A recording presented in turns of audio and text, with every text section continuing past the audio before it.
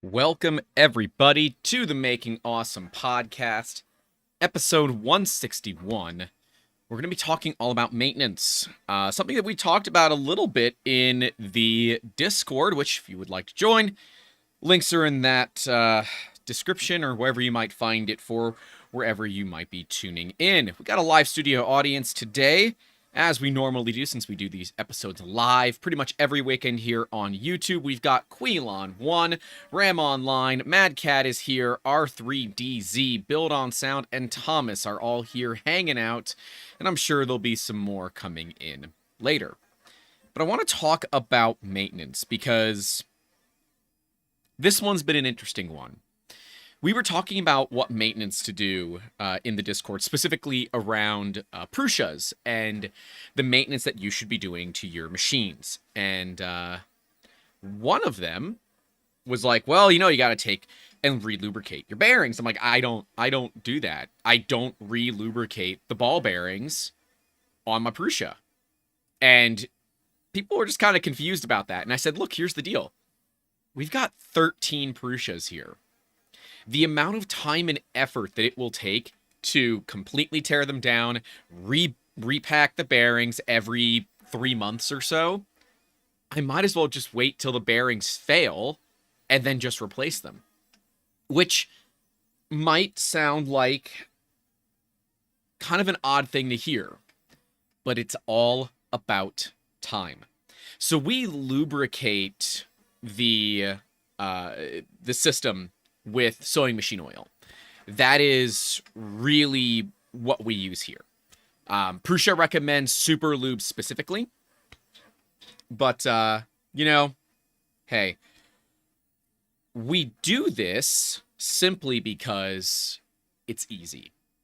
Sewing machine oil is one of the few oils that will get past bearing wipers, something that isn't, it doesn't really happen all that easily for something thicker like a white lithium grease. Because really one of the big things that we want to look at is getting the grease past the wipers. So let's talk about ball bearings here for a second and about them, right? Because any ball bearing, I don't care what it is, will need to be re-lubricated at some point throughout its life cycle. And if you don't re-lubricate it, you will just need to replace it. So part of this process, and you do this on your car, right? Cars have wheel bearings. That's probably the biggest, it's probably the biggest bearing you're going to have to ever replace on a car is wheel bearings, maybe bearings inside of your motor, but those are more bushings, and I don't want to get into the technicalities of it. But for your car, you got to do the maintenance. Most people don't, so you just replace the wheel bearings. Why? Because the maintenance sucks. The maintenance just sucks. The maintenance properly sucks. And the wheel bearing replacements are so cheap that you might as well just replace it.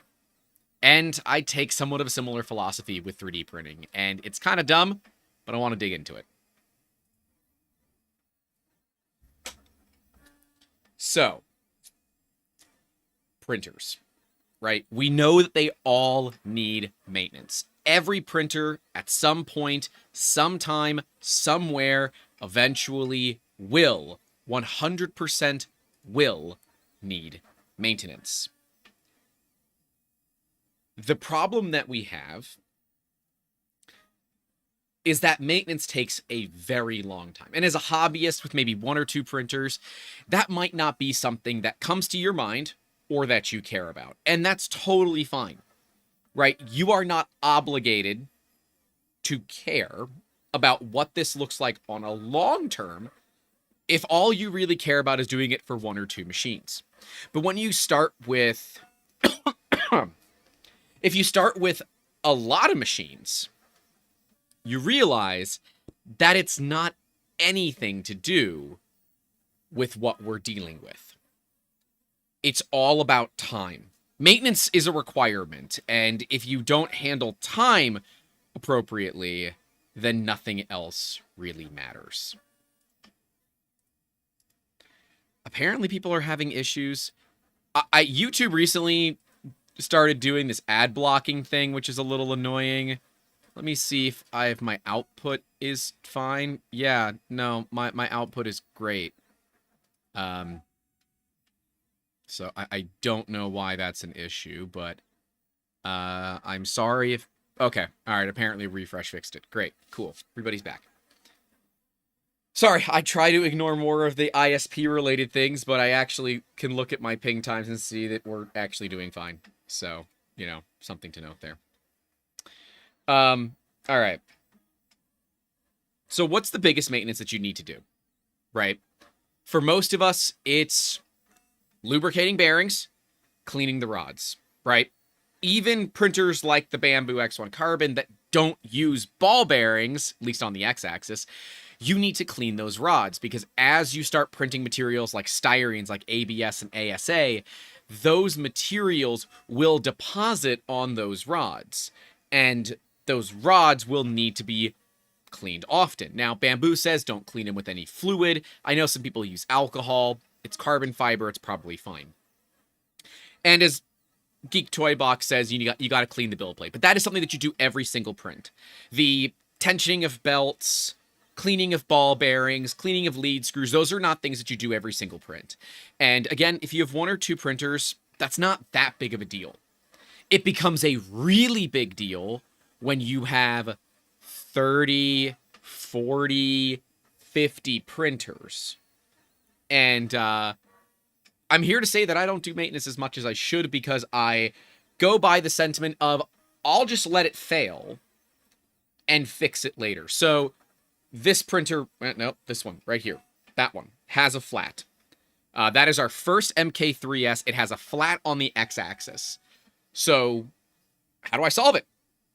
Grabbed a pair of pliers and rotated the X-axis.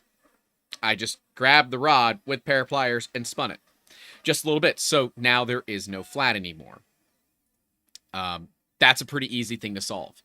So that's what we did. We did it because it made sense.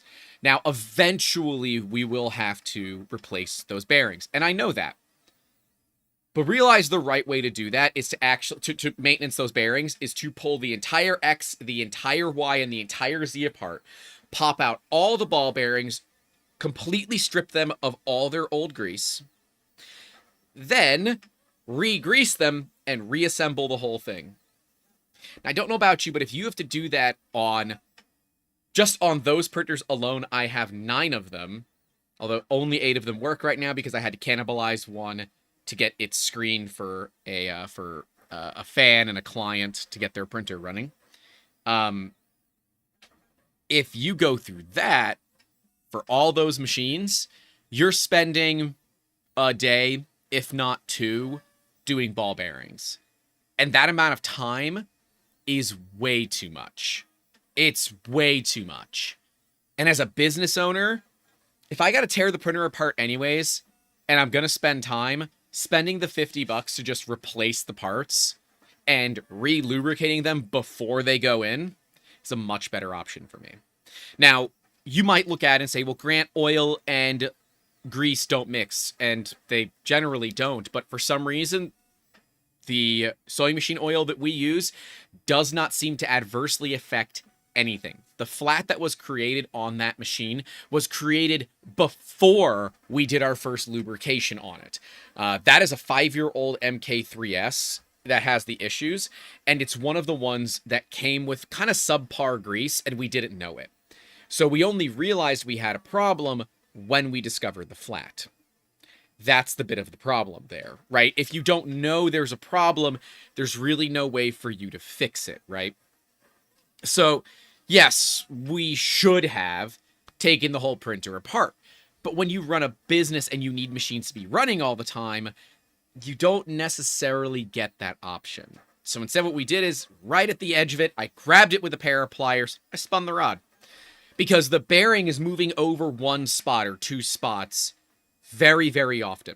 If you just move it a little bit, it's no longer running over that spot, and it's a clean rod again as far as the bearing is concerned. Now, we know that bearing is going to damage the rod again. The bearing has already damaged a rod once. It's gone as far as maintenance is concerned.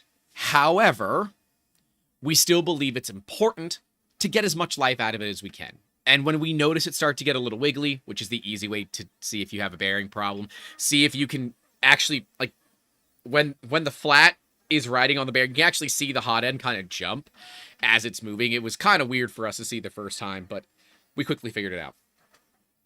Now it runs smooth. We know eventually it's going to create an issue, but it's why we keep bearings and rods in stock.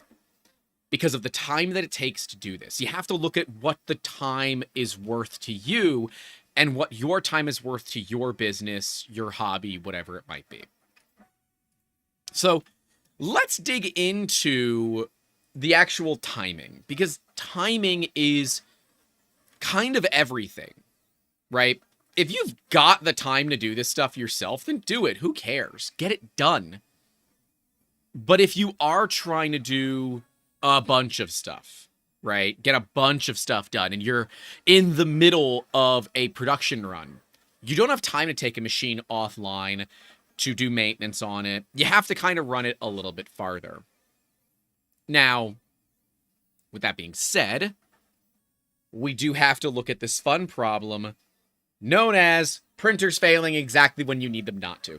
Because your printers always work when you're just doing like a benchy or something fun. But when push comes to shove and you need the machines to work, that is always when you have problems. I don't know why, but it happens here all the time. When we need machines to work, that's when they just actively choose not to work and things become problems. So how exactly do you solve this issue? Part of it is preventative maintenance. But at the same time, you have to look at what maintenance is important. Belts, for instance. Belts really don't stretch much anymore, right? The belts of today are not the belts of yesteryear. The belts of yesteryear were GT2 style belts that use steel rather than Kevlar, right?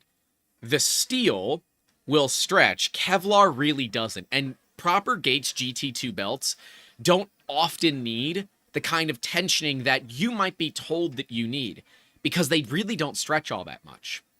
But see, Prusa, and it upsets me, and I'm sorry, Prusa, this is truly something that you guys don't do right. The tensioning of the y-axis is truly terrible.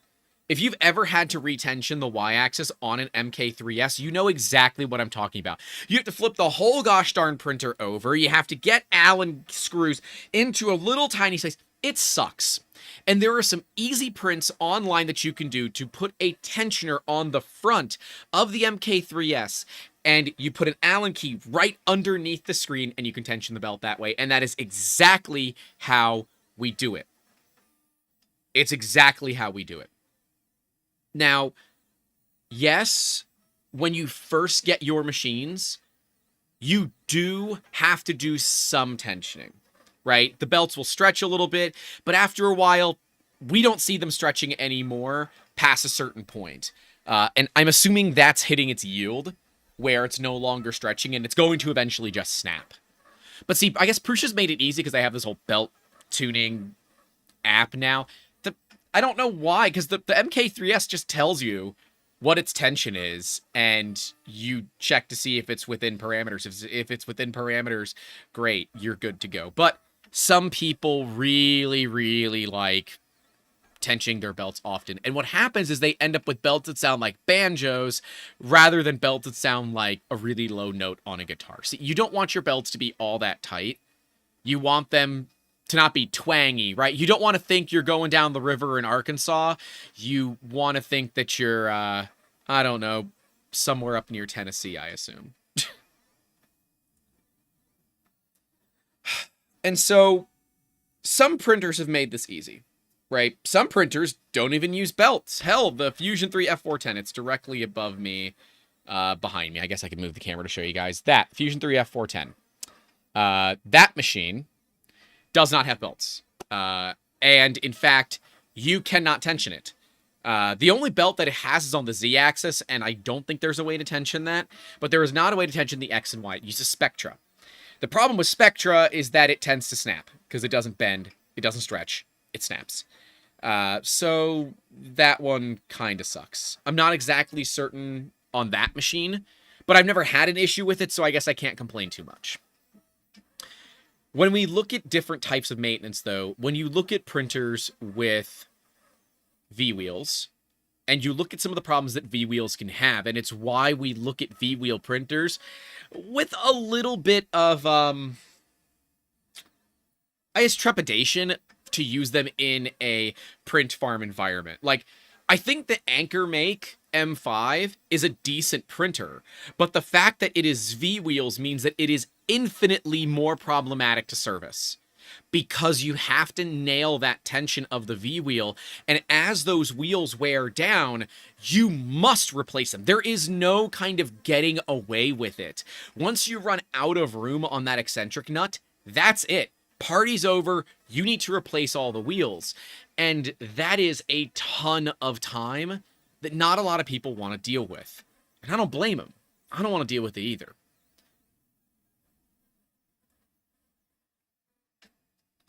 Is YouTube down in Europe, Ram Online is saying?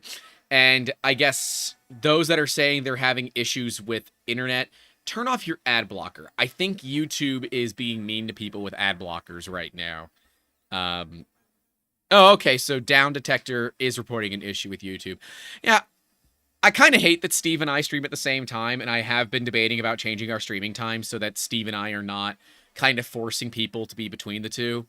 I also know that I don't win those, so it's a lot easier for me to say, why don't we just change the time that we stream, rather than, having particular issues. So, yeah, I don't know, I don't know. Sorry. I'd like the 1 o'clock time slot because it's so damn hot outside that I don't want to be working. It's 84 degrees Fahrenheit. Let me see what that is in non-freedom units. That's 28°C. So, yeah, it's hot, and I have no intention of being outside right now. So, anyways, if you guys are hanging out live with us, make sure to leave a like and subscribe if you haven't. Tell your friends about it, because we are going to be digging into more maintenance stuff here coming up. And if you do want to support us financially, you can do so. Patreon, YouTube channel members, and PayPal linked below. We have an awesome time in our Discord. Those that have been hanging out with us know that we do like to have a great time. And I think we're going to start doing more weekly hangouts in that Discord, just not on Fridays, because, Fridays. We normally have a hangout on Fridays. But when there's not a normal Friday hangout, we'll have one in our Discord. Anyways, maintenance is kind of a big deal. And, those of you that say, oh, well, if I don't get my oil changed every 3,000 miles, it's okay. And traditionally it is, right? I change the oil in my car once every 10,000 miles. But I drive once every 10,000 miles or once a year. I drove my car 4,000 miles last year, so I changed it once a year. I have a very nice oil filter in it. I use full synthetic high mileage oil, and the car just clicked over to 177,000 miles. Why do I do this? Because I don't drive the car enough, and quite frankly, it leaks enough oil that it gets oil changes because it leaks oil, right? There's just nothing that we can do. And quite frankly, the oil change is more just to change the filter than it is to change the oil, because we probably pulled 3 to 4 quarts out of it. But same deal in that I could get the car repaired. It would cost more than the car is worth 3 times over to get it fixed than it does to deal with the leak. I'll deal with the leak because that cost is too high. For bearings on 3D printers, that cost is not high at all. Proper, good linear rails and ball bearings are not expensive anymore, especially as 3D printers become ubiquitous. So I don't exactly see what the issue is in just keeping the spares and replacing them when they go bad. Now, I recognize that some people will say, well, Grant, that means you have printers that go down. You're right, it does, but it also means that they go down when they fail rather than go down on a schedule. Now, we have a schedule to lubricate them once a month. I use sewing machine oil. I put a couple of drops on each side of the bearing. I move the bearing back and forth, and you can see it wick underneath the, what the heck's it called? Oh, you can see it wick underneath the wiper of the bearing, and you can physically feel the oil in the bearing. All of a sudden, the bearing get a little bit smoother. Great, that works. But over time, we do run into this issue that there is grit building up inside those bearings. And that is part and parcel of why you need to remove the bearings and pack them, right? You remove them, you clean them out. Often you just use gasoline because it's the easiest way to do it. I don't think that's the proper way to do it, but it's the way that it works. And then you repack them with super lube. I think it's 1010, maybe. I'm probably wrong on that. Prusa provides you with some grease, but they also have a whole thing on their website about how to do it right. And there are some tips that you can 3D print to properly pack the bearings, because lubricating a bearing is great, but if you don't properly pack it and you don't get the grease into all of the balls, it doesn't matter. Yes, I know this is getting a weird conversation, but work with me. It's reality, okay? It's reality.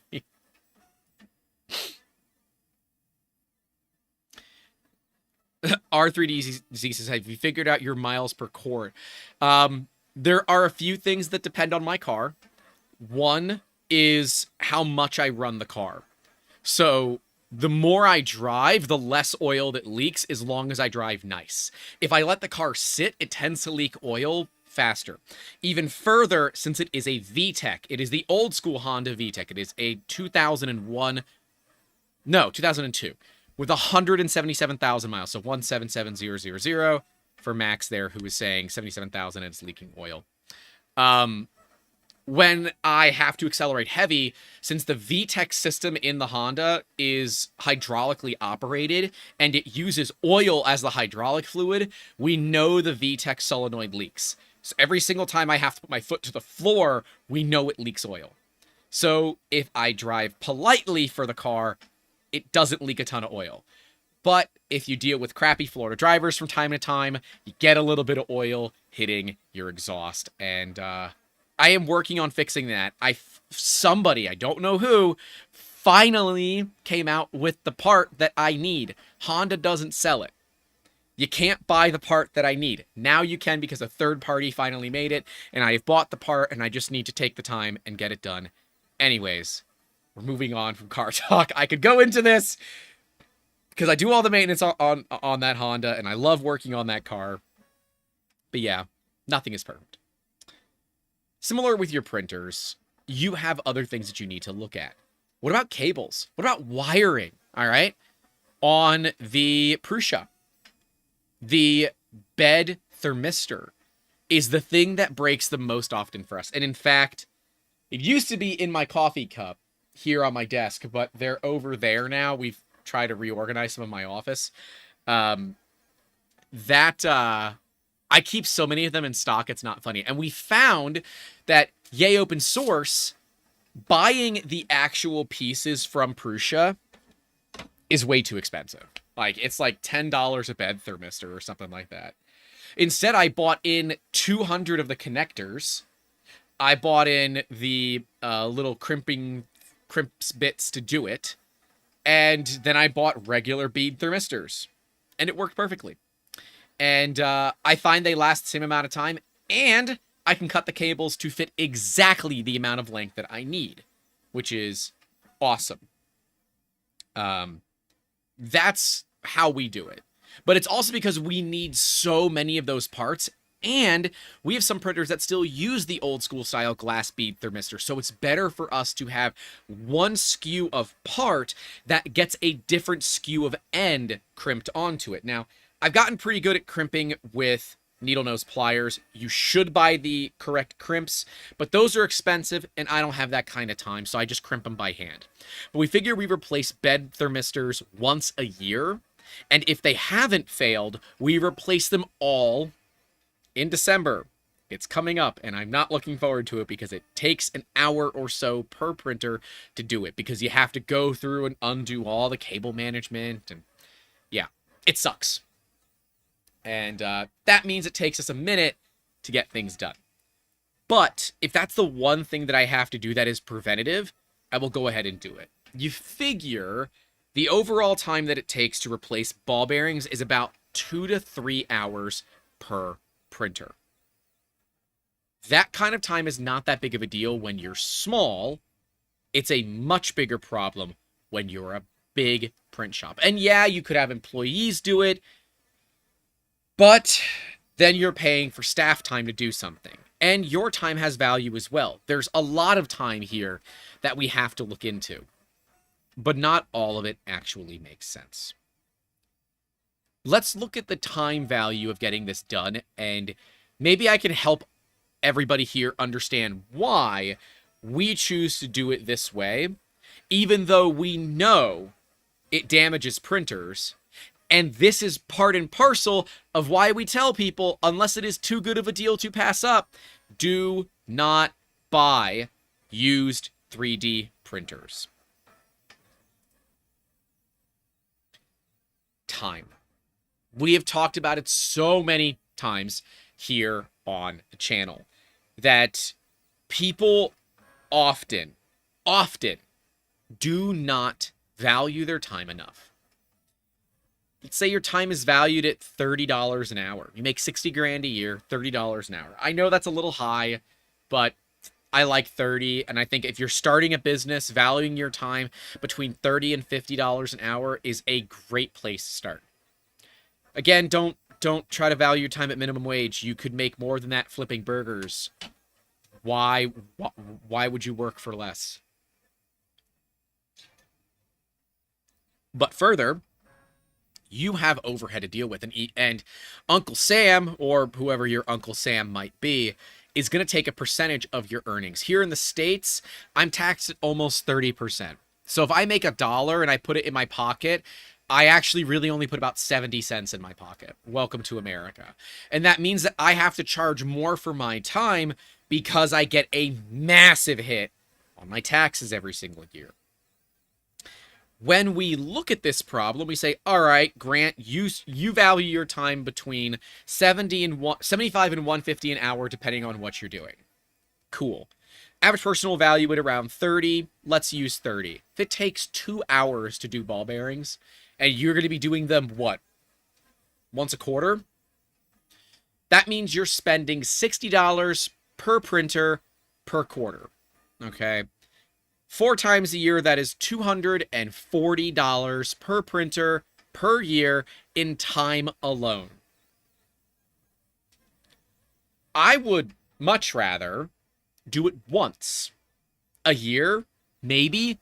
God, have we ever replaced ball bearings? No, I don't think we have. We have on the Taz. So the Taz is running above me. That doesn't have bearings. It has an iGoose Dryland bushings. We do have to replace those, but I don't run that machine very often. It is hilariously running right now, but it's because we're doing stuff for charity. We're doing stuff for Maker Faire to give away there, so I'll let that machine run. But otherwise, all of our machines will use ball bearings or some sort of V-wheel. They use V-wheels. I keep a spare set of V-wheels in stock at all times. And if we have to use even one, I will order in at least 2 to cover it. Anyways. We have to look at that time where, all right, the Prussias, call them $1,000 even.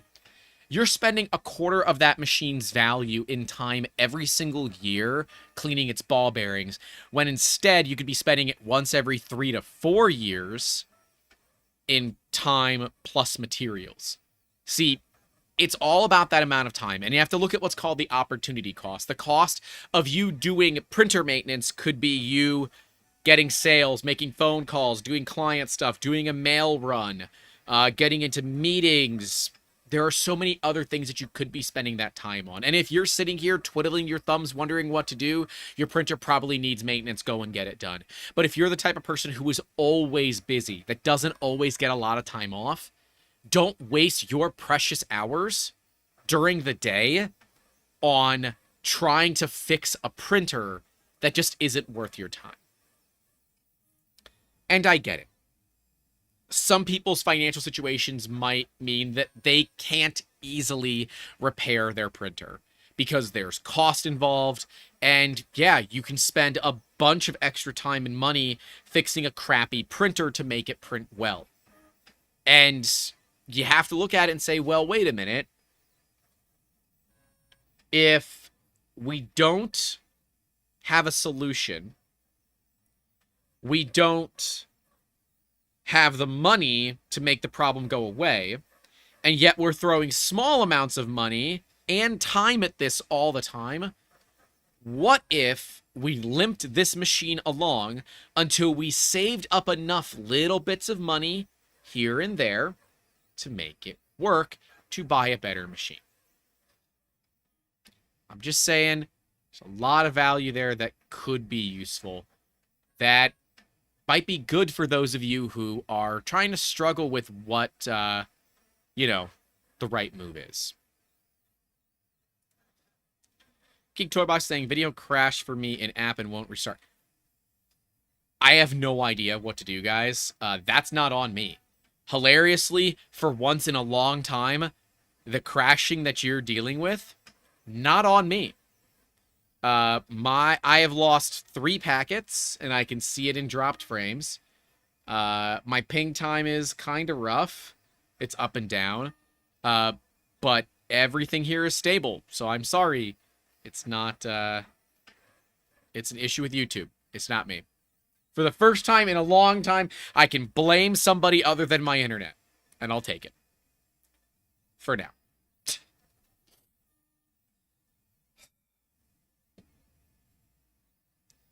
I get that financial situations might mean that you can't do the maintenance that you need to. And you might look at trying to buy something lesser. I would say if you are really trying to save cash, go ahead and buy like a Soval SV06 or an SV06 Plus. Do not buy a used printer. You don't know what kind of maintenance that it's had. And the lack of any maintenance records, because who the heck keeps maintenance records? Like, nobody keeps maintenance records of their printers. And the lack of said maintenance means that you don't know the condition of the printer until you kind of run it. You have to run it relatively hard. And you don't want to find yourself getting somebody else's project, right? It's like buying an old beater because you wanted a project car, but what you realize after you bought it is that you bought somebody else's project car that gave up on it because they didn't have time, they didn't have money, they didn't have whatever. Right? I don't want you to spend money on something where you're trying to save a buck and get a problem.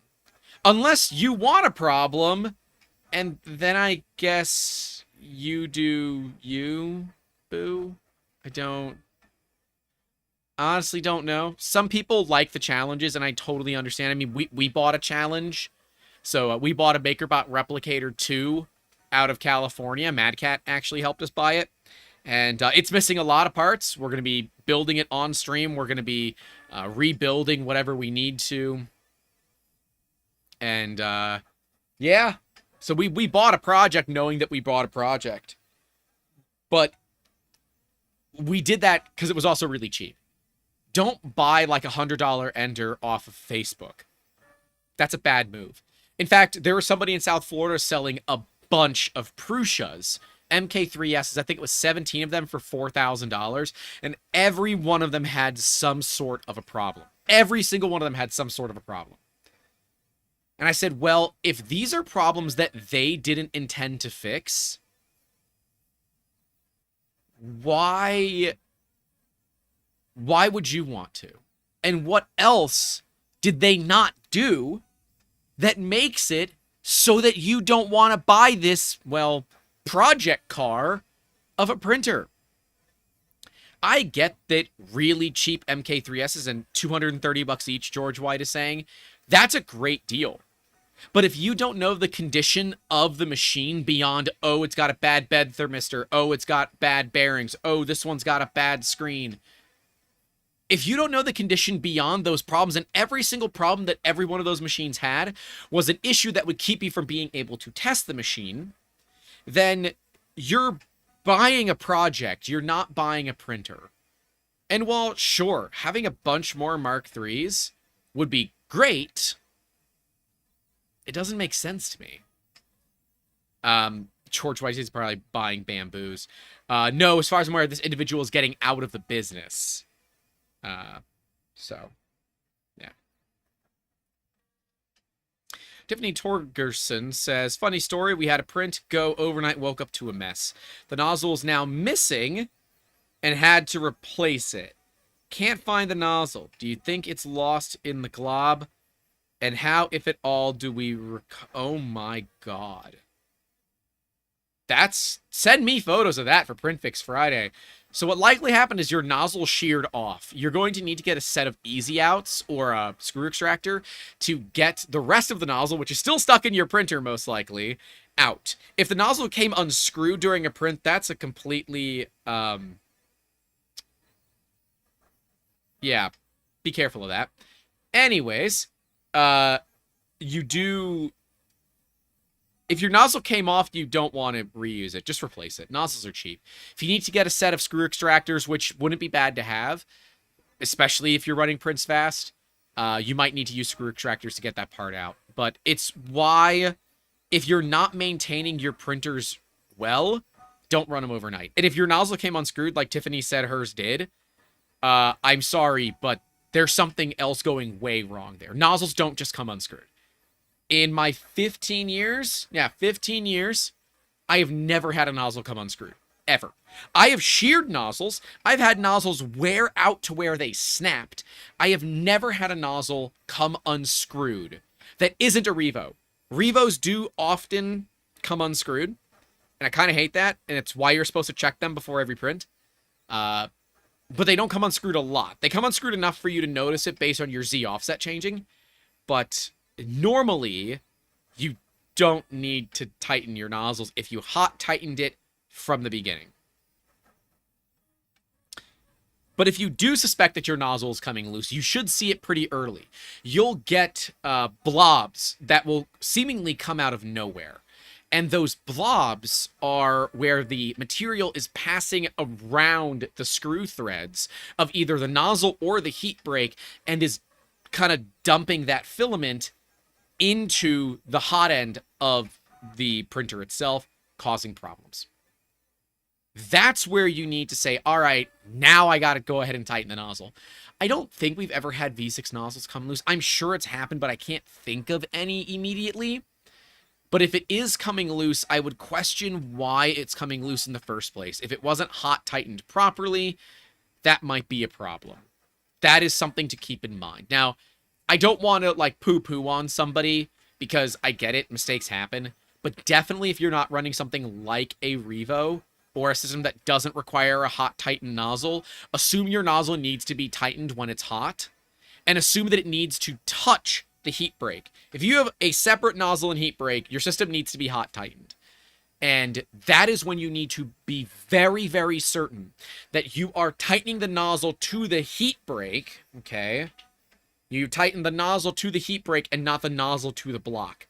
You don't want the nozzle to touch the block. Like, you don't want the flare-ish part of the nozzle. You don't want the tip of the nozzle to touch the block. You don't want that. You want it to bottom out on the heat break. That is how you get a good connection for heat, for filament, and when you do it hot, when everything cools back down and it shrinks, they effectively weld together until you heat it up really hot again.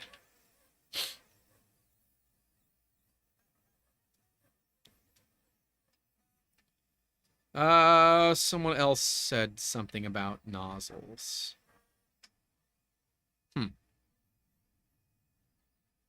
Ashley said, I've had the Prusa assembled V6 hot end come loose. You helped me figure that out.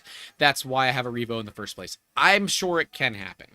It has not happened to us that I can think of. I've had my Taz shear off a nozzle because we wore it down, which was not something that I expected, but that was a fun mess to come to. Because, oh yeah, that's 3mm filament, and it makes a big mess. Tiffany said they had a blob earlier in the day, which makes so much sense. We have a shark.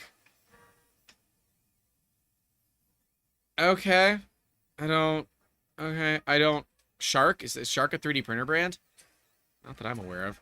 But hey, yeah, if you see blobs around your hot end that aren't the same color that you're printing, you probably have a hot end leak, and that's a great thing to be checking. It's why we say to make sure that you have a sock over your hot end whenever you can. It is imperative to have it because it keeps a lot of those problems from being a huge issue and instead being just a small issue. Even to the point, let me see if I have them handy. I do. I want printer socks to the extent that we custom make our own socks for the Taz 6. Because Lulzbot does not make, and nobody, last I checked, makes hot end socks for the Hexagon. So actually one of our staff, Pyroball, made molds where you can use red RTV and make your own silicone socks. So that's what we do. It's great because then if we have an issue with the Taz, I've got a sock that keeps the hot end from getting encased in filament, and instead the sock will take the brunt of that force, which is absolutely amazing to me. Let me put these back in their drawer. Go back in. Shark V3 from Lotmax. Okay. Yeah. There are so many printer brands out there that is so tough to keep like in line for what they are and why. So thank you. George White says, and don't forget to redo the PID when you install the sock. It's not that big of a deal. Actually, we don't do it. We don't see a significant change in PID. In fact, just being in a different environment is enough to say that you should change the PID. Your printer does not need to maintain a 0.01 degrees centigrade heating offset to print properly. In fact, most filaments have a 40+ degree temperature swing that you can play in before you start to get issues. Yes, if you run PLA too hot at strings. Yes, if you run PETG too hot at strings. Yes, if you run the materials too cold, they kind of blob, they don't flow cleanly. Yes, there are issues. But if you're plus or minus a couple of degrees from where you need to be, it's not going to matter. It's just not going to matter.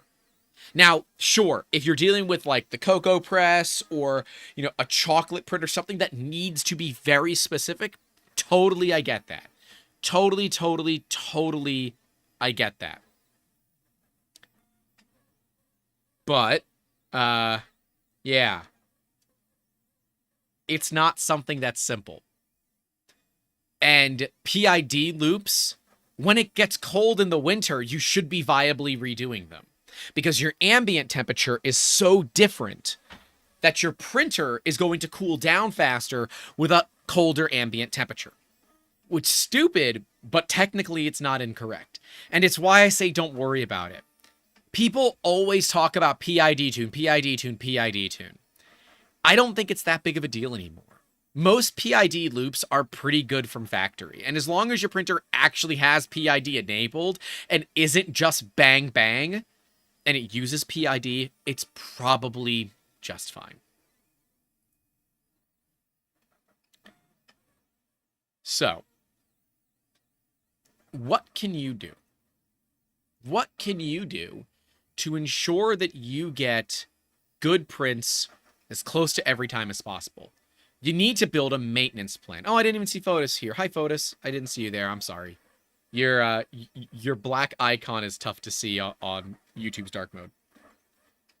But let's say you want to build a print farm. You need to make sure that you have some sort of system in place. No matter what that system is, you have to make sure that you have some system in place, right? Write out a program of something, some sort of program. I don't care exactly what the program is, but write out whether it's a list that you keep on a shelf somewhere or, you know, alarms that you put in your phone, something. Something like that is really important for you to have so that you know what you did and when. It's good to have those things. And when you build that maintenance plan, you can predict how much time, and if that machine is going to be down for a while anyways, let's say you have a lull in your business, do the maintenance then. Don't wait till it's too late and you have to get the maintenance done, or you're going to have issues. It is better to do maintenance when you have the time than it is to do it when you don't. I know this should be pretty obvious, right? And you're like, but Grant, that just seems like a very obvious thing to say. You're right, it kind of is. But it would surprise you how many people just don't do maintenance at all. And those of you that are having connection issues, I'm sorry. There is something going on with YouTube. It's got nothing to do with me. It's got nothing to do with my internet. Out of 166,000 frames sent. I have only dropped 253. That is not that bad. So, yeah, it is something to do with YouTube. I'm sorry, there's nothing that I can do. Please don't hate me for it. It's not my fault. You will be able to watch this back without any issues because I can see that it is going to YouTube relatively cleanly at this time. New Model Workshop says you can use a VPN insertion point from Miami. Well, that's pretty close to where I'm at in Tampa, so sure, maybe that's got something to do with it. I don't know. Blame YouTube. Something going on with YouTube. Anyways, George White says, I noticed the printer colder. In the summer when the printer isn't used to what I see between 32 and 42C in the room. Now I've been seeing mid to high 20s. Yeah, that will be a thing. George White says Prusa is sending him a new Rambo board. He was not able to update the firmware. Well, dude, let's talk about friggin' firmware for a second. Jeez. Firmware. I never update firmware. I did on the Cheaty because a lot of people said the latest firmware from the Cheaty is significantly better, and they're right. That machine has been running without a problem for 4 days straight now. It's great. I actually really enjoy that printer. That printer's been running really, really well for us ever since. With that being said, we don't ever update printers like Prusa because their old firmware works just fine. And a lot of the new features that they have don't have any value to me. We operate on a principle of if it ain't broke, don't fix it. And I'm not in the mood to fix things that aren't broken. Why do maintenance on something if it doesn't actually need it at this time? And things like firmware can brick a printer if you do it wrong. The Prusas behind me are all running like 3.8.3, I think. They're not running very new firmware. And they yell at me every single time. Now they're yelling at me for 3.13. I don't care. Because they work, they're reliable, and there's no BS. Some of the newer issues in Prusa's firmware have come in with like their thermal detection algorithms and stuff. I don't care about that stuff. It doesn't matter to me because we know that we maintain our printers to a standard where those are not going to have any problems for us. So, yeah. I would not worry too much about firmware unless you see new features that will very much benefit you. Should I update the Prusas? I probably should, but I want to look at doing 3.5 upgrade kits on them, or maybe the 3.9 upgrade kit. So when we do those upgrades, the printers will naturally get newer firmware, and they'll probably get firmware updates for a little bit after that. But the problem with the MK3, or the Mark III, as some people like to correct me on, is that you have to update them via USB, which means I have to either run a USB cord over to the printers, I have to get a laptop or something like that. I want to do it via a flash drive or via an SD card. That's why I updated the Cheaty. It was really easy to update it. I downloaded the firmware from Cheaty, I put it onto a USB drive that I had to format into exFAT, but fine, formatted it, put it on there, put it into the printer, clicked update, and it took an hour to update, but I got it updated, and now it's running like a Swiss watch. That machine has been actually doing really, really well. It's a Cheaty X Plus 3. We recently unboxed it, and I've been putting it to work, doing some parts for Maker Faire Orlando. They have a claw machine, and we are going to help them stock that claw machine with parts, which is super cool. I'm excited. George White says you don't have issues with the Revo on the older firmware. None of the machines behind me run Revos, so that's not a problem. Do we have any Mark IIIs? No, we don't have any Mark IIIs running Revos. We have a couple of Revos, but one of them is on a Mini. That one doesn't need special firmware, and this firmware is so old, it doesn't have the thermal detection stuff. So it's not a problem. It wouldn't have an issue with the Revo anyways. The newer firmwares for Prusa had issues with the Revos, and setting off their thermal anomaly detection, I think is what it's called. I don't know. I'm going to have to read up on this because we are going to Prague soon in less than a month. That is ridiculous. God, I got a lot of work to do. FJ Prince asked, does the bamboo just update automatically? Couldn't tell you. One, we don't have a working bamboo at the moment. But two, our bamboos will never be connected to the internet, period, end of story. And unless bamboo will allow you to update offline, they will never get a firmware update. And that is not my problem. Machines that require internet connectivity are bad. Do not use machines that require internet connectivity. They are stealing your data, period. Ashley says, Revo doesn't matter on 3.10. It only matters on 3.12 and 3.13. Okay. So there you go. Anyways. Off topic. Every time. So we look at ways that we can make maintenance easier. Things like tools to clean the Z-rods. Tools to clean the shmoo off the ends of the ball bearings. How do we do that? Well, we have printed some tools that use some foam from car soap foam things. What is the term I'm looking for? We printed parts that use a soft sponge of sorts, and that helps kind of wipe away the excess grease that builds up at the end of your bearings. That is something you need to do relatively often. If you can see a black ring that is deposited after your machine is moving back and forth, it's time to clean those rods off. So every time before we go ahead and re-oil, we clean off with that tool. We then wipe down with a paper towel. Actually, we use one of those blue shop towels so that it doesn't leave lint behind. And then we do a couple of drops of oil back and forth, and life is great. It's great. That is how the system has been working for us. But you will have to build your own system that works for you. There are people out there that have built tools for cleaning Z-axes, people that have built tools for cleaning the Y and the X on pretty much every printer that you could get. But part of this is also making sure that you don't have a myriad of different printers. If you have 6 printers with V-wheels, 2 with ball bearings, 2 with a different style of V-wheel, and then 1 with bushings, that means you need a different maintenance plan for every single one of them, which is time consuming. It's why we've talked about making sure that you kind of standardize around one machine. Whether they're Ender 3s, they're Prussias, they're Bamboos, I really don't care. What I care about is standardization. Because if you don't have a standardized system in place already, you are going to find yourself spending way more time than you need to trying to fix problems that are so much easier if all of your machines need to have that exact same maintenance done.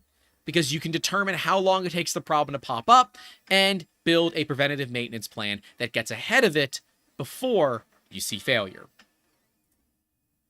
And to be clear, pretty much everything except electrical problems can be dealt with on a preventative maintenance schedule.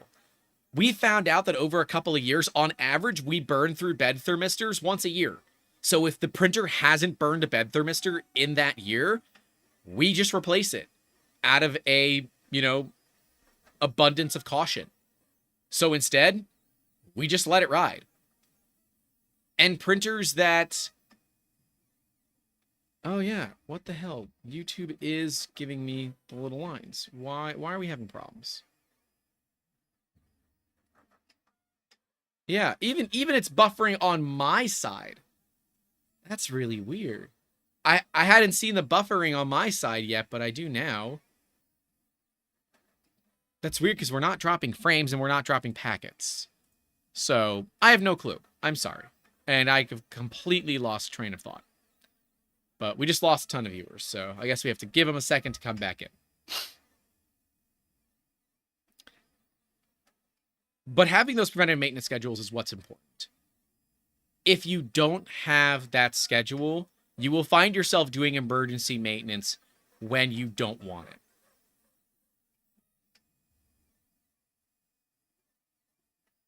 Cerno was asking if my router is overheating. Nope, my router is plenty happy. Which makes sense because Really shouldn't be the router overheating. Yeah, I think this is a YouTube problem. I don't think this is a me thing. I really don't know. Okay. I'm sorry. Yeah, if there's buffering, I don't think there's anything that I can do to solve that problem. But yeah, it's my router is warm. I mean, I'll tell you that the router is warm. It's reading about 42C, but that shouldn't be the problem. Yeah, I don't.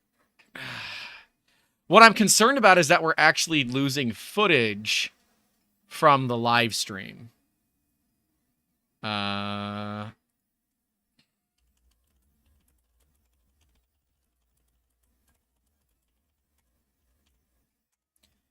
just trying to see. I'm trying to. Oh, okay. Well, now it's back. I don't know how much of this episode is going to be lost. Damn. Stumbling, bumbling idiot says, since mine is working great, do I get a one-on-one with you to ask any and all of my questions? I mean, you're welcome to ask whatever you want. I just might not get to it if it's not 100% on topic for what we're covering. But by all means, feel free to try, I guess. Yeah, sorry. This is a YouTube thing. I apologize to those of you that were coming to a show to learn about maintenance, and it sucks. This is why live streams are a real pain when you're trying to stay on topic for a podcast, because you will get taken off topic by the chat, by other things that come into play. Yeah. Just, yeah. Kind of dumb.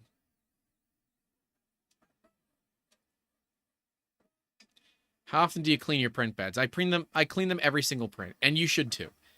Print beds are something that you should be cleaning all the time, right? We use Windex and a paper towel. In fact, I use the same paper towel pretty much every single time. The Windex is just something that works for us, but do something that works for you. Again, preventative maintenance schedules are what really matter. If you are not having issues with print sticking, continue whatever maintenance that you do. But I will say, every now and then, we have to scuff up the PEI print plates. They just kind of get old, and you got to scuff them up a little bit. To do that, we use alcohol, water, and very, very, very, very, very fine sandpaper. You can use things like melamine foam, otherwise known as a magic eraser. You can use a scouring pad. You can even use quadruple aught steel wool. But you have to be careful because you will very easily damage your build plate if you don't know what you're doing. You're trying to fix it, not make it worse. You feel me? Please try to fix your machines and not make them worse. Please. Thank you. CJ's Hobby says NFL on YouTube is causing the problems. Ah, so YouTube doesn't have the servers to handle all the football. Thomas says, who's NFL? It's National Football League. It's it's basically watching people get CTEs all the time and getting paid a ton of money to get brain damage. I'm clearly in the wrong market. I already have brain damage. Is that TPU print done? It is! Hey, we got TPU print done in the middle of the stream. But yes, as Ashley says, acetone can work every now and then, but please, please, please, please don't use that every single print. Use it sparingly. Acetone is not something you should be using all the time. If you want to use something better than Windex, alcohol is fine too. But we just use Windex. It seems to work. And we find that it leaves a little bit of some sort of a film behind. But that works because I've never had PETG weld itself to a plate. And that's a big thing here. Yeah.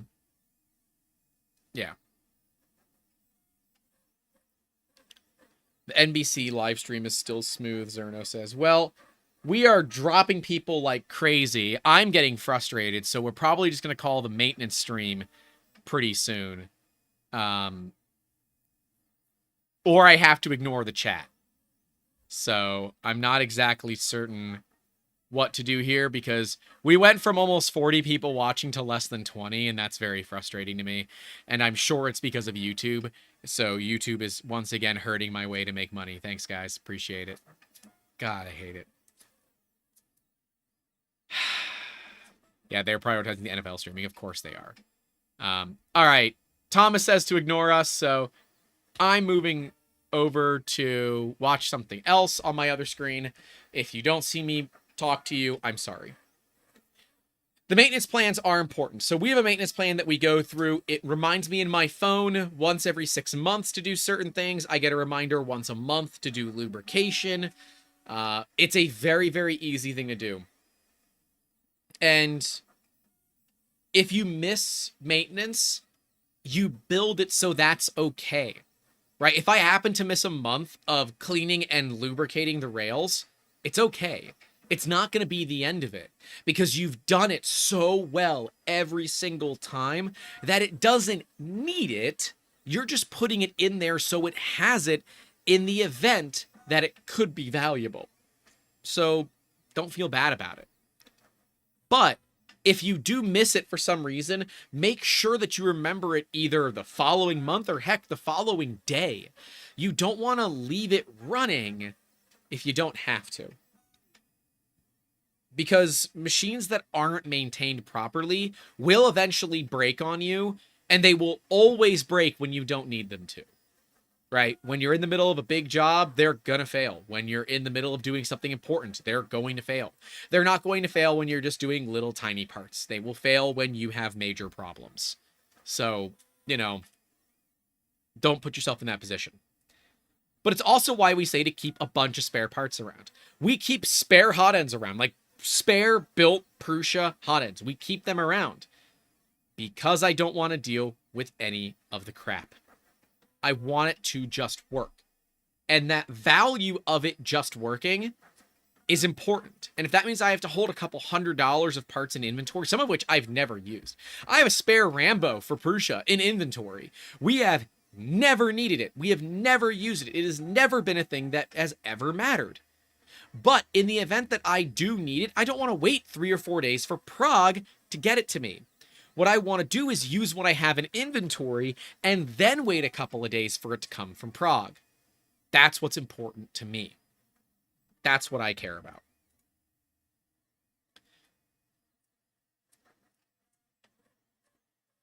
So George is asking, has anyone changed their PEI sheet on their Prusa, or do you just buy a new smooth sheet? Just buy a new plate. Do not try to change out PEI film. It's not worth the effort. Just buy a new plate. It is very, very, very easy to do. Just buy a new plate. Yeah. The replacement is absolutely the right move to do. So, yep. Lewis says it's impossible to watch. I'm sorry, Lewis. It's not my fault. That's the kind of shit that pisses me off, because it's not my fault and we're losing people because of it. I have to move away from looking at the chat because I'm going to get upset and I'm just going to rage quit this stream. Welcome to Doing Things Live, because Grant gets upset. And I hate the people that listen to us audio only have to deal with me getting upset like this, because it's not fair to them. But I want to have some interaction with the live studio audience, if you will. But, it's frustrating. It's frustrating. Sorry. I'm exhausted. And part of maintenance is also spreading it out. You don't want to be doing 6 different things on machines all at once, unless you have to take the machine offline to do it, right? So if we take the machine offline to change the bed thermistor, which you do, because it will throw an error, if you have to take the machine offline to do that, you might as well also check belts at the same time, which is what we do. We check belts at the same time. We just kind of give them a little touch. If they need to be redone, we redo them.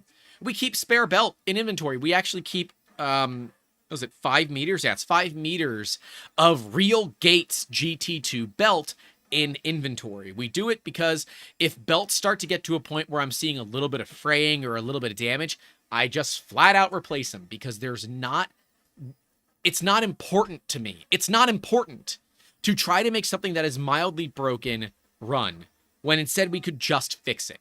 Because machine downtime has way more impact on the things that we do than anything else, right? I have a limited amount of time. And if I've got a bunch of machines down for different problems because I didn't keep a preventative maintenance schedule, we have a huge issue that we need to be worried about. And how exactly do you solve it? You make sure that you keep up with your maintenance. But understand, you can over-maintain things. You can replace things too often. Sometimes that's good, sometimes that's bad. We know that we lubricate too often.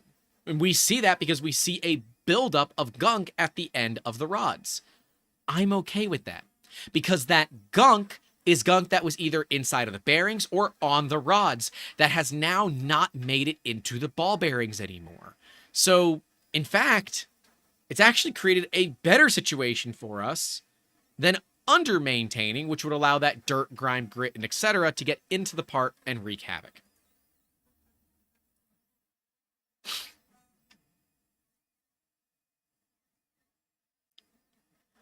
I'm going back to comments real quick. New Model Workshop says, I've been playing with PEO, PEY, PET sheets from China. The adhesion has been great, and the surface is really cool, too. Victor says, has to be something with the U.S. He's in Argentina. The stream is flawless. Great. Madcast says, doesn't Print and Solid have spare parts? They do. And yes, it should. George White says, stop looking at the chat. I do what I want. New Model Workshop says, hey, 3D Musketeers have been online since 1996. A little bit of droppage is nothing compared to trying to watch anything in the early days. You're not wrong. That's very true. It's very true. So what are some things you should be looking at? Let's start with printers with ball bearings. You want to check to make sure your rods are clean. You want to run your fingernail all around those rods, okay? And when you do that, you want to clean off the rods. Get all that excess oil or grease that's on the rods, clean it off. Run your fingernail. Check for damage. Your fingernail will be able to catch it where your fingertip might not be able to feel it. Your fingernail will just drag into any issues on the rods. If you see issues, you have to decide what you want to do. What we generally do is we say, all right, has this thing had damage before? If it has had damage before, it's time to replace it. So if it's damaging now twice, it is time to replace the bearing and the rod. It is not very expensive to do, and it's better to go ahead and get that done now than later. If you are dealing with replacement, re-lubricate. Make sure that you clean out all the old lubricant from it and replace it with good, fresh grease. If you are not dealing with any damage to your rods and bearings, we use a light machine oil. Sewing machine oil is what we use. You can use whatever you want. We find that light machine oil seems to work well for our case. Your mileage may vary, often because of where you live. We live in Florida. It is very humid. It is 50% ambient humidity in this room right now. So, don't be surprised if what works for me might not work for you.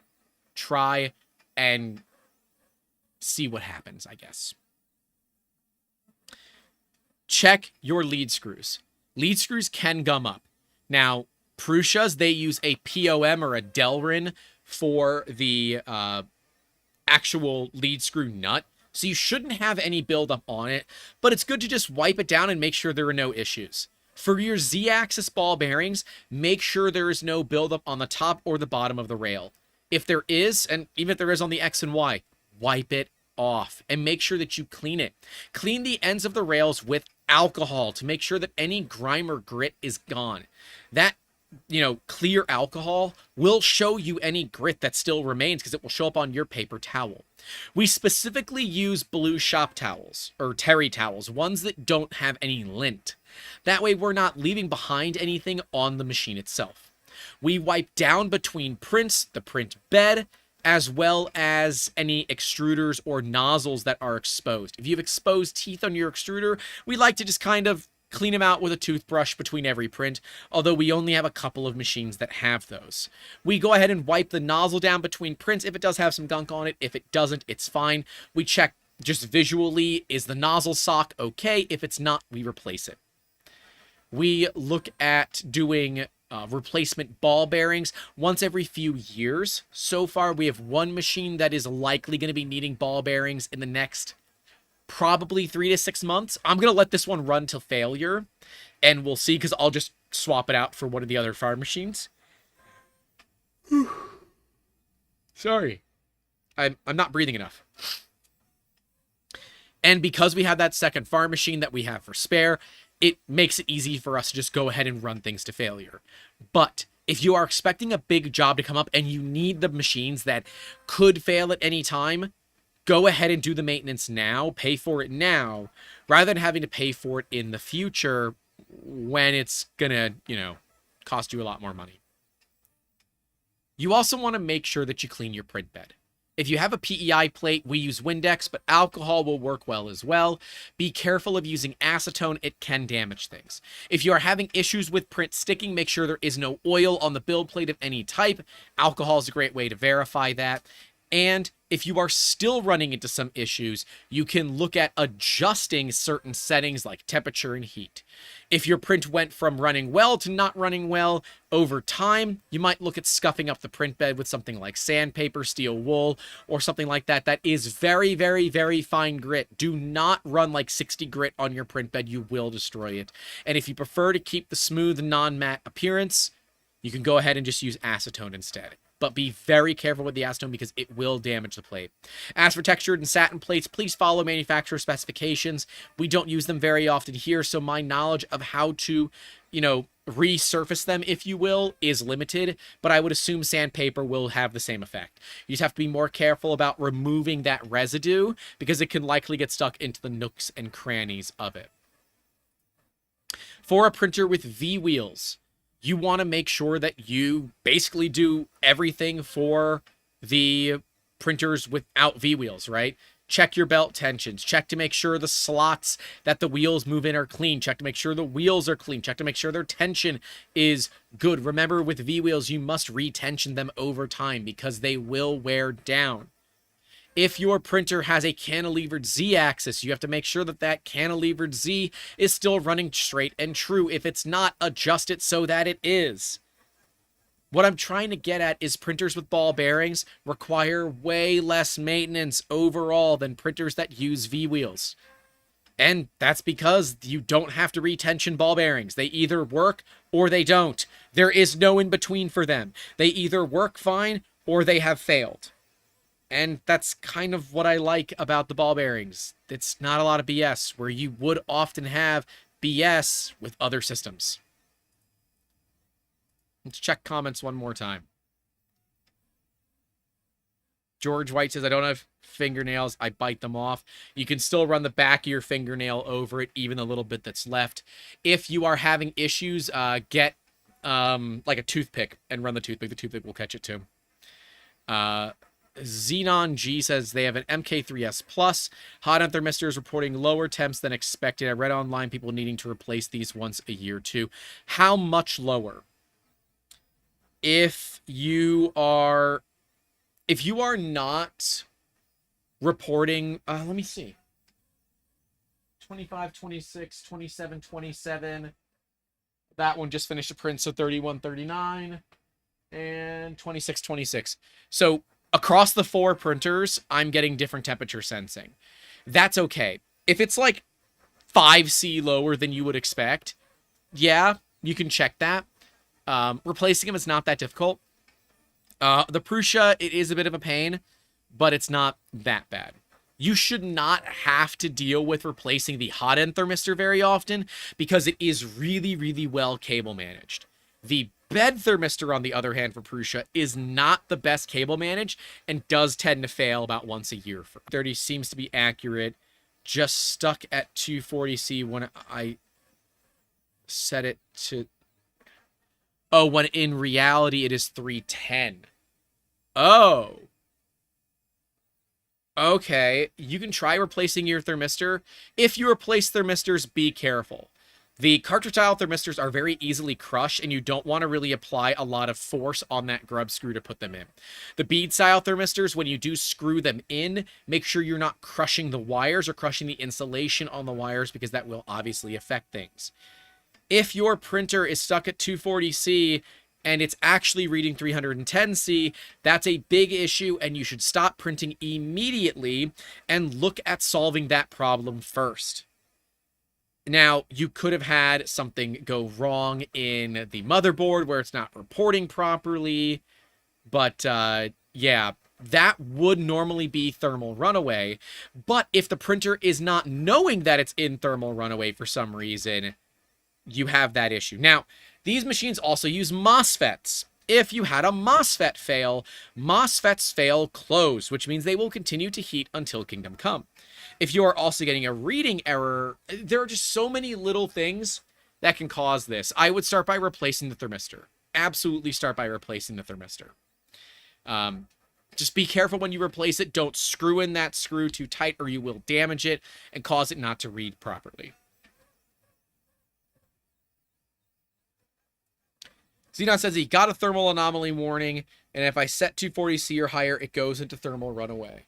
Okay, that's a fun one. Try flashing a lower firmware. Try flashing a lower firmware for me. I'm curious to know. So, wiring can be weird with thermistors. Thermistors don't report all the time. Now, with the latest firmware from Prusa, the one that has thermal anomaly detection, it is reporting all the time. Oh, hold on. I'm dropping a bunch of packets. Waiting to come back up. And we're back. Okay. Without thermal anomaly stuff in there, so if you downgrade your firmware, I would check to see, because maybe it's the thermal anomaly that's doing it, but chances are you might just have a bad wire. So thermistor wires are very, very small. They're very, very, very, very, very, very fragile. Hell, looking at them the wrong way tends to break them. With the cost of a new thermistor, I would just straight replace it. There's just often there's not a point, but I would start with replacing. Well, no, Grant, have him start by adjusting your firmware. Go to the older firmware without the thermal anomaly protection, and I'll be curious to see if it still goes into runaway. But be warned, it won't know. So you should get a K-type thermocouple and put it between a hot end sock and the printer. And if you notice it going above 260C, if you set it to 240 or 250, if you notice it 20C above where it's supposed to be, kill it. It is most likely you have a bad cable on your thermistor. I don't know if it's still done, but if it's MK3S Plus, it won't. I don't think it has it. Some people will put connectors in between their thermistor and the motherboard. That way, if you have a dead thermistor, you don't have to undo all your cable loom. And I get it. It is convenient to do that. If you do have connectors, remove them. The connectors can add extra resistance, and as your machine moves back and forth, those wires might come detached or reattached, and when the machine doesn't exactly know what temp it is and it's trying to get to a different temp, it can be an issue. It can be an issue. And as Ashley says, they've seen tons of people with stock Prusias with thermal anomalies. We're still telling people, don't bother. It doesn't work. Sometimes you have an idea that sounds great in theory and works well in a isolated testing environment. But when you put it out in the real world, that solution doesn't always work. That's life sometimes. It can't always work the way that you want. And that's why understanding of why we don't upgrade firmware, this is like literally 101 as to why we don't. Because if we don't adopt new firmwares, we can't run into new bugs that new firmwares have. Sure, current firmwares have some weird issues like if the SD card is older and you attempt to load the SD card as you are scrolling. It's like you put in the SD card as you are scrolling, the printer will just restart. I'm okay with that. The printer was off anyways. That's fine. That's a usable failure mode for me. But yeah, if you're getting thermal anomaly and thermal runaway issues, I would look into a mechanical problem or an electrical problem for sure.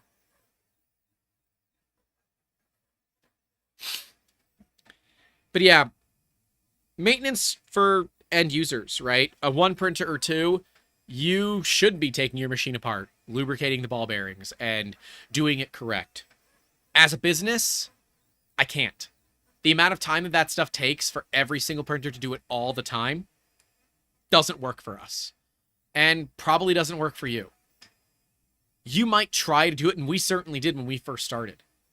When we first started 3D Musketeers, we tried to keep maintenance all the time. And we just couldn't do it. Because simply, it was too much effort. We were spending an entire we were spending days and days and days of personnel time every single month just maintaining printers. And I said, screw it. I will absolutely just replace printers if I have to. I don't want to deal with it. My concern ultimately rides on what is most time efficient, because time is way more valuable to me than even a $100 motherboard. A $100 motherboard is cheap if I don't have to continually work on fixing small little problems. It's all about time for me. I have 24 hours in a day. I can feasibly work 16 of those hours, which with the way my back is, I get about 10 to 12 hours of useful time a day where I can be, working. If I am spending that time maintaining printers, I am losing productivity for somebody else, whether it is a client or something. It doesn't matter. I am losing productivity and money somehow. And my job as a business owner is to make sure that we maximize our potential earnings possibilities. And when you're a hobbyist, you don't always think that way. When you're a business, you kind of have to.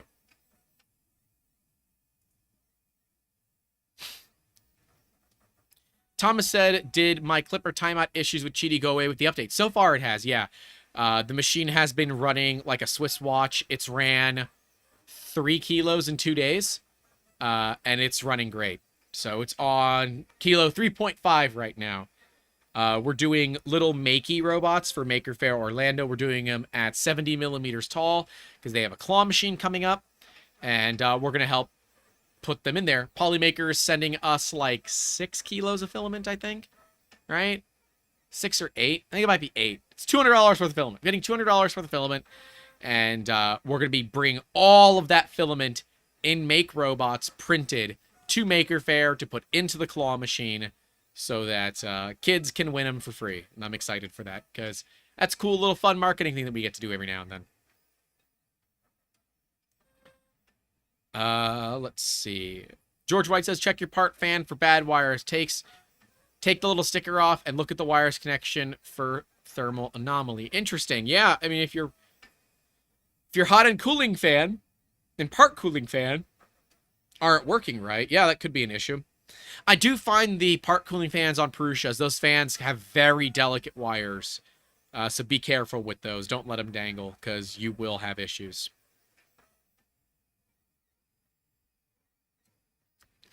Hobby Hand says, I'm a small business owner, and even for me, and wait, I'm a small business owner, and even for me, and so I have at least one extra printer that works for backup, just in case one breaks down. We have talked about this so many times. Maintenance also includes having a spare. You don't keep a spare tire in your car for when you need to rotate your tires. You keep a spare tire in your car for when you get a flat. Just like you keep a spare printer. A spare printer does not have to be expensive, right? And if you're running expensive printers, yeah, you sometimes have to have spares that are expensive. But you could easily have a Sobel SV06 or an SV06 Plus as a backup machine to a Prusa. Because in fact, we run identical settings on the Sobels that we do on the Mark IIIs. There's no reason not to. They're basically the same machines. So Ashley says, my current and previous car are non-story tires, but they do have that can of seal inflate that puts the goo in the tire that hopefully seals the hole. I get that with newer times, that is not the most valuable analogy. Freaking work with me, Ashley. My car has a spare. And the better 3/4, does her new vehicle have a spare? I think it does. Her old vehicle, we picked up a set of spare wheels and tires for it, and I replaced her donut spare with a full-size spare. Oh, you had to buy it. Well, that sucks. Yay, nickel and diming. My car's old enough that it has a spare. I actually think it might even be a full-size spare. I should get the spare looked. I should verify the spare actually works. Because that's the other thing. You get your tires rotated, you check your tire pressures and all that, but do you check it for your spare? Do you ever check that? There's a bunch of people that are like, oh crap, I don't check that. Then there's those are like, I'm still running the spare, homie, it's fine. Then there are ones that are like, yeah, it's probably fine. Or you have AAA and don't care. So, yeah. Amber says, yes, it does. Cool. There we go. I just got one, and are we doing car talk? We always do a little bit of car talk. You know, we gotta have it. I had a spare once that went flat after 5 minutes of use. Yep. Gotta make sure that it can maintain weight. JB says, recently been shopping for smaller wrench to hold block when removing nozzle. I use a pair of channel locks for that. It seemed to work really, really well. Channel locks seem to work really, really well for that. So, yeah. Thomas says, next you recommend restore testing your backups. No, I don't recommend that, but you know what I do recommend? Having spare hard drives. Because, you know, hard drives can fail, and having spares mean that your backups will always be fine. These are a pair of enterprise-grade HDST drives. They are both from June of 2015, and they both work just fine. We use a lot of used enterprise drives here at the shop, and because of that, I keep spare drives in inventory. You know, yeah. So these are what are these, 8 teras? Yeah, these are 8 terabyte drives. We can get these for like $45 a piece on eBay. And yeah, they have about 3 years worth of use on them, but they're the helium-filled HDST drives, and they seem to work well. And when we have one fail, we just replace it, because the cost of that doesn't make sense. It doesn't. Buying used enterprise-grade drives is awesome. Now, don't use it for mission-critical stuff. If you are not backing up your stuff, do not use used equipment. But if you have backups, send it. Who cares? Who cares? Rebuilding a backup takes a couple of hours, and you can do it overnight. It's not that big of a deal.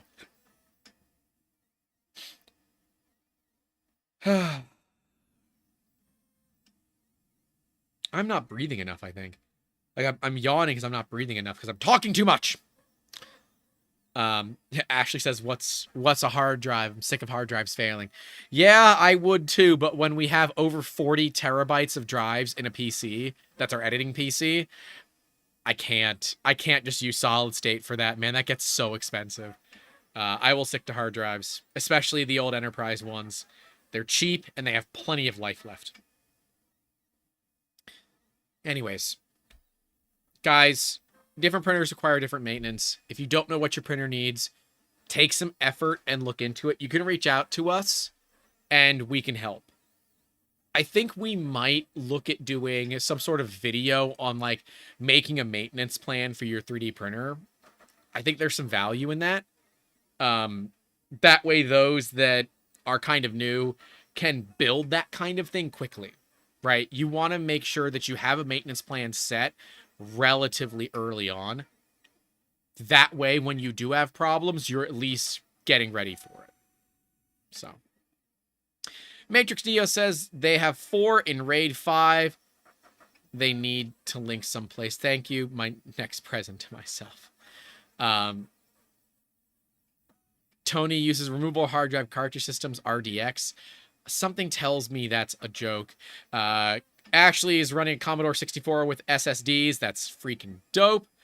Okay, Tony uses, they're like shuckable drives that you can do multiple copies of the same backup. That is important as well for those that don't know about data security. Having multiple backups is important, including one that is off-site. If you do not work with things that are ITAR, get Backblaze. It is so cheap. They should pay me to say this, but they don't. It is so freaking cheap. Pay the extra dollar. It ends up being like $8 or $9 a month when you're all done. You get the 1 year of backups they maintain for you, and it is unlimited. what we do, or what we are planning on finishing up, is I sneaker net all of our drives to my brother's house. We copied onto his RAID server that he has. He's a big server there with, I think it's 100 or something terabytes of raw, but it's like 80 striped with RAID systems. And then he uploads to Backblaze because he has 500 up. I have 20 up. And then we will do daily incremental backups to his server that then go up to Backblaze as well. That's the overall plan. We'll see how well it works in practice, but in theory, we're going to have dual offsite backups with one of them being in the cloud. And before you say, Grant, you don't like the cloud, you're right, I don't like the cloud. We do not back up the ITAR machine. It is backed up internally, and that is it. It is not backed up offsite. If we have a fire or something, it can burn. It is what it is. We are prepared for that problem. Matrix Nina says they have 3 T310 Power Edge servers in a closet. The managed switch. This is IT talk. I got into IT talk with people that are heavy into IT. Sorry, I'm not very smart with IT. Don't always listen to me with that stuff. Anyways, have a maintenance friggin' plan. Honestly, just like you put oil in your car, you have to refill your windshield wiper fluid. Do you refill your windshield washer fluid when it runs out, or do you refill it because you know it's running low? And how do you know it's running low?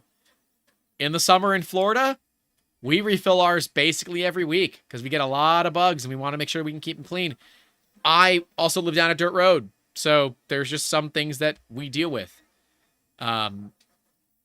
Yeah. Fun problems. For printers, we kind of know what goes wrong because we've certainly failed at producing. We failed at producing a proper maintenance schedule before. And so when you have a failure of your maintenance schedule, you literally just go ahead and add whatever you're missing to that maintenance schedule. That's it. So when we first realized that bed thermistors were going to be a problem, I only realized it because I lost 2 in 2 weeks. I'm like, they're all failing really oddly close to the same time. Oh crap, they might be wearing out. So we just went ahead and replaced all of them. It made more sense for us overall. And if that makes more sense for you guys too, then adapt your plan to fit your needs. Now, I get it. Maintenance can be boring. It can be tough. It can be expensive. It can suck. But if you are running a business, preventative maintenance on your machine is more about how much time it takes rather than what problem it actually solves. Like I said, I would rather replace the rods and bearings every couple of years rather than have to take the machine apart once every 6 months or once a quarter to deal with the fact that I have to put everything together and take it apart and put it together and take it apart and put it together. The amount of time that I spend on it is just not worth it. I would rather do it once every couple of years and not have to worry about the problem. So. Oh yeah, we are running real behind. That's so funny.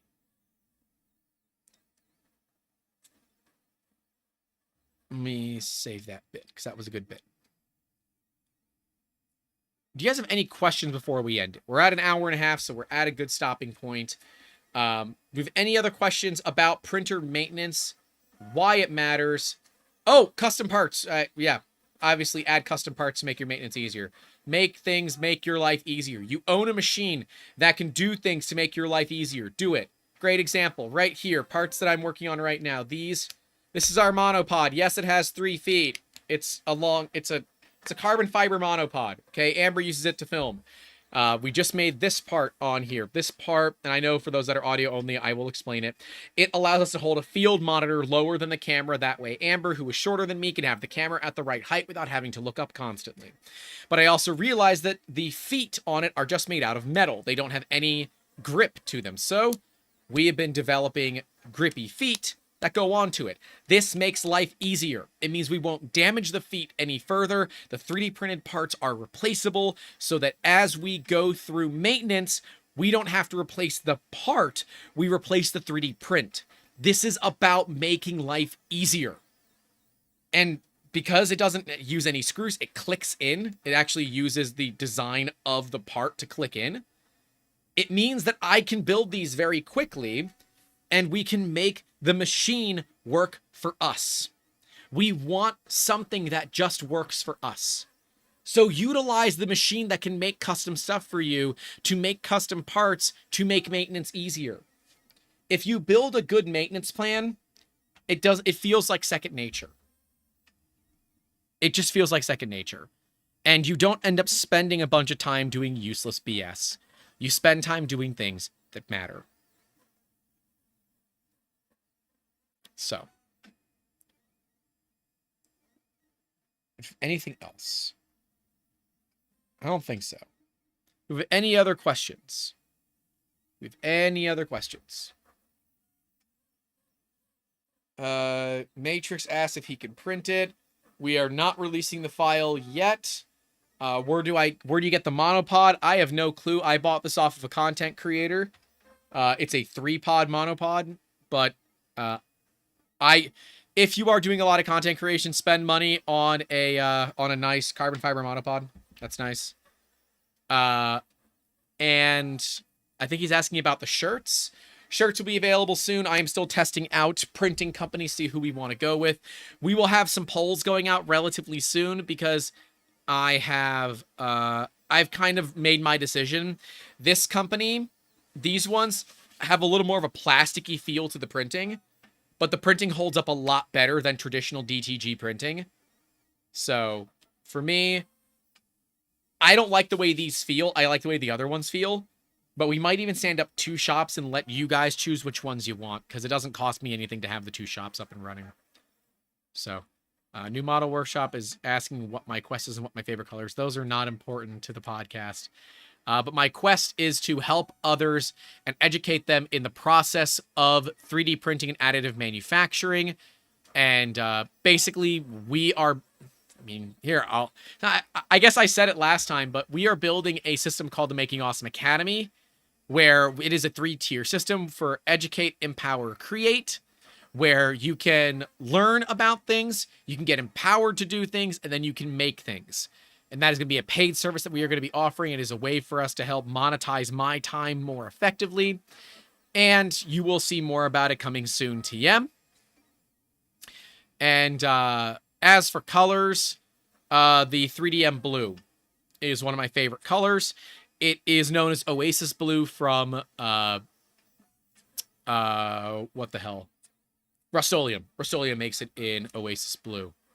So, and he wants to know the airspeed velocity of an unladen, isn't it laden? European swallow. It depends if it's gripping it by the husk. Anyways, that is all that we have for you guys today. Rex, we're finishing up. You just came in, buddy. We're finishing up. Because YouTube also hates us. So, yeah. Matrix, are you asking for a Victoria STL? Oh, yeah. We will have Victoria test models coming soon here. This one's made out of glass fiber. Glass fiber PETG. Focus. It's not going to focus. Little tiny Victoria test models. We're going to call them... Oh, we got one last question, and then I am cutting. EMV says, I hope you don't mind me asking, but I just recently bought a PEI magnetic plate for my Ender 3. Kind of don't want to use the magnet. Is it fine if I use the clips? I mean, technically, yeah, but you want to use the magnet. You want to use the magnet. If you are unsure because you don't want to stick the magnet to something, get a second piece of glass and stick it to that piece of glass. Also, the magnetic plates are really cheap. You could stick the magnetic plate to the metal plate of the printer and then put the glass on top of it if you decide you don't want to use it. It's fine. Mad Cat says it's a Monty Python reference. I know it's a Monty Python reference. I replied with a Monty Python reference. And New Model Workshop says you have passed. So there. Anyways. Yeah, you can use clips if you want. But the magnet will keep it in place if it is a decent magnet. Quite frankly, the hardest thing on Enders when you put the magnetic plates on them is keying it up so it doesn't shift one way or the other. Anyways, guys, I'm calling this one here because we are going into a tangent nightmare, and YouTube decides that football is more important than people learning stuff. Anyways, episode 161 of the Making Awesome podcast. Stay safe out there. Don't forget to call your loved ones. And as always, keep making awesome. Have a good one.